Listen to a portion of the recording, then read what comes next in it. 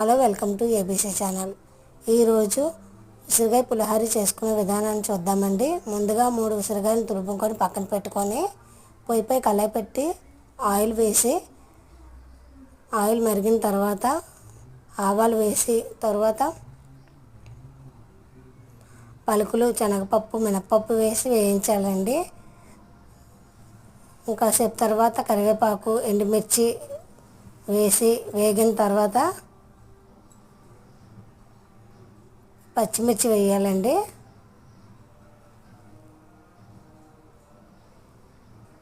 పచ్చిమిర్చి కూడా వేగాక ఉసిరికాయ తురుము వేసుకొని వేయించుకోవాలి.